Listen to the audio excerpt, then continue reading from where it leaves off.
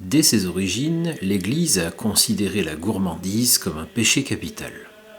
Ainsi, Paul de Tarse, dans l'Épître aux Galates, fait la liste des sources du péché selon lui. Dans cette liste figurent les ripailles. L'article 39 de la règle de Saint Benoît, la première règle monastique, précise que les moines ne doivent jamais être surpris par l'indigestion.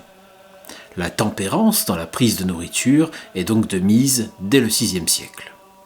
Le régime alimentaire des moines est donc maigre. Interdiction de manger de la viande, sauf pour les malades. Interdiction de manger des légumes accommodés au gras. Un statut du chapitre général de 1152 condamne ainsi à jeûner au pain et à l'eau pendant 7 vendredis le moine cistercien qui en aurait mangé volontairement dans un autre monastère que le sien. Il existe au Portugal un monastère très particulier où on a trouvé une solution radicale pour lutter contre le péché de gourmandise. Le monastère de Santa Maria d'Alcobaça a été fondé en 1187 par le roi Alphonse Ier. Les moines cisterciens qui l'occupaient ont été forcés de partir en 1834 quand le Portugal a supprimé les ordres religieux. Considéré comme l'une des 7 merveilles du Portugal, c'est un monument national depuis 1910, inscrit au patrimoine mondial de l'UNESCO depuis 1989. Il est visité chaque année par plus de 250 000 personnes.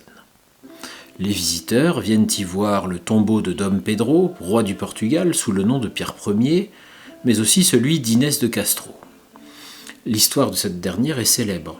Maîtresse du futur Pierre Ier, avec qui elle eut 3 enfants et qu'elle épousa secrètement, elle fut assassinée en 1355 sur ordre de son beau-père Alphonse IV. Pierre Ier fit construire les 2 tombeaux jumeaux à Alcobaça vers 1361. Venons-en au secret de l'abbaye. Mais qu'est-ce que le secret de l'abbaye ? Chut, pardon. On trouve à Alcobaça une porte très particulière, la Pega Gordo, ou attrape-gros en français.